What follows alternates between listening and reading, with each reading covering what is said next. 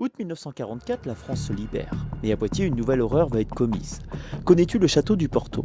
Il surplombe la rivière du Clin et fait partie aujourd'hui d'un lycée.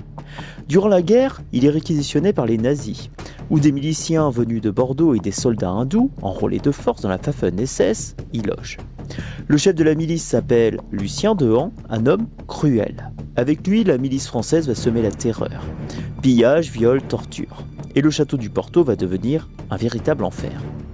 Le 22 août 1944, sur la place d'Armes à Poitiers, un homme ordinaire prend un verre avec des amis.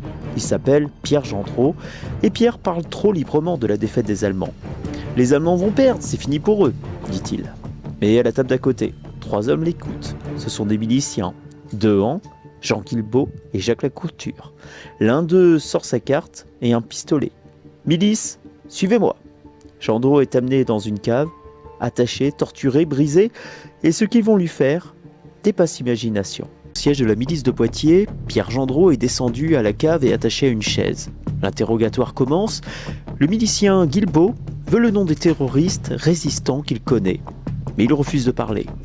Alors Guilbeault allume une bougie et la colle contre sa jambe. La chair grésille jusqu'à l'os. Gendreau hurle. Quand la douleur devient insupportable, il finit par céder. Il donne des noms. Les miliciens les notent dans un carnet. Jules Basile, imprimeur à Poitiers.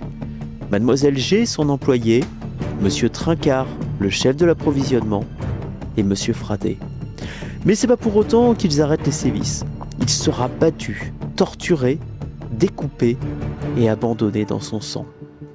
Le 23 août, les sympathisants cités par Gendreau sont tous arrêtés et conduits dans le grand salon du château du Porto. Cette nuit du 23 août va être l'une des plus atroces de toute l'occupation à Poitiers. Il tombe sur le château du Porto à Poitiers. Dans l'après-midi, les prisonniers ont été battus, frappés, dépouillés de leurs objets de valeur. Mademoiselle G proteste.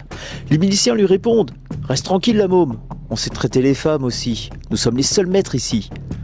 Dans la soirée, les miliciens boivent, rient, chantent, ils dévalisent le château, entre 2 séances de torture.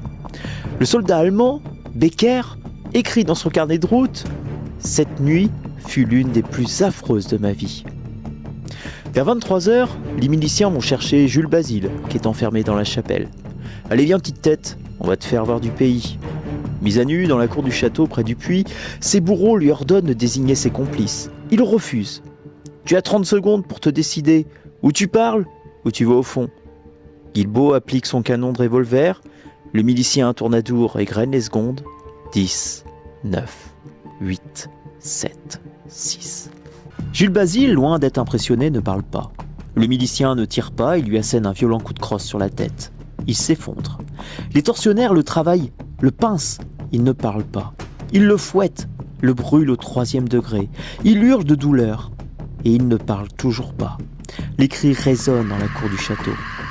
Durant ce temps, dans le salon du château, Fouquet vient rendre compte au capitaine SS Werner Gartner qui est en train de tranquillement écouter la radio.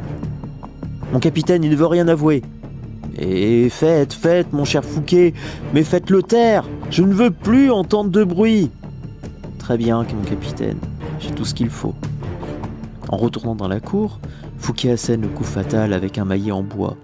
Mais Basile hurle et ne parle toujours pas. Alors les miliciens lui crèvent les yeux et le jettent dans le puits.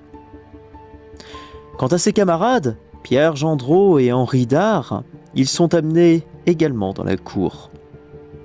Les miliciens les frappent, ils ne parlent pas, leur crèvent les yeux et les jettent dans le puits. 3 hommes, 3 destins liés, 3 martyrs du château du Porto. Elle s'appelle Mademoiselle G et est la seule femme arrêtée. À 4h du matin, le milicien Lucien Dehan, en uniforme allemand, commence l'interrogatoire à sa façon.